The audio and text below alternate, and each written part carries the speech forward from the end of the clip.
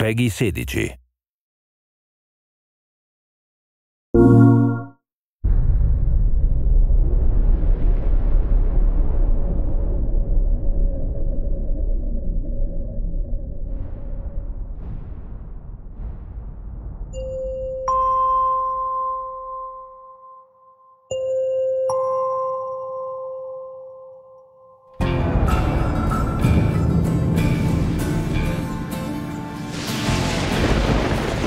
Our previous game, Warhawk, of course, multiplayer only, and has a really strong multiplayer community. Actually, interesting note, was the first game that I've worked on in my career that built up a community around it, which was a really neat experience because we have some pretty rad fans.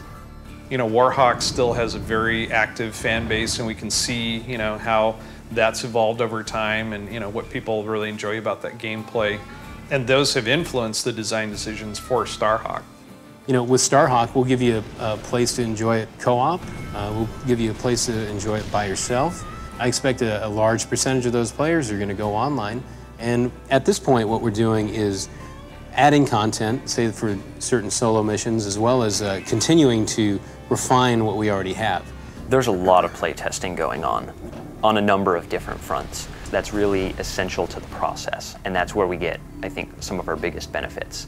On the multiplayer side, we try to pull as many members of the team together as possible and play the game. We'll do play tests for fun. We call those hate sessions. So we'll have everybody get in the game, play it, everybody write down notes of what they hated, because those are the things we want to fix. The things we love, fine, we'll leave those. But the things we hate, we're going to see what everybody has in common about it, and we'll try to address those. Because we don't get caught up in the stuff that we like. We all have fun playing it. But I think a lot of games go wrong because they did not have enough critical eye on removing the stuff that sucked.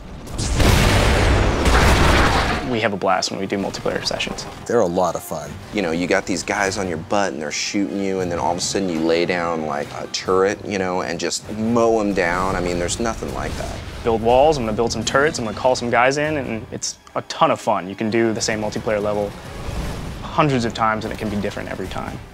The kind of mayhem that you can really unleash in this game, it makes it a lot more interesting and a lot more chaotic, and I like that. When all of the dust literally settles, there's a base here where there wasn't anything before, and that feels kind of neat. And so we're a third-person shooter, first and foremost, but we also give the player lots of different ways to participate in that action.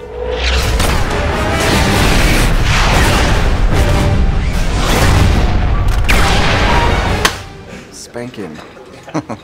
Here they've made it feel really like a personal thing, Like my 3 years of work is going to hit this crescendo when we can unveil it to everybody, and everyone's already super excited about it, so it's really cool, I know that we've put a lot of energy and time in it, and personally I feel attached to it, and personal bias aside, I feel objectively that we have a really good game and a great thing that I want other people to see and experience and feel the same excitement that I have. We have a lot of Warhawk fans who call them Warheads, and they have a lot of questions for us, which we try to answer.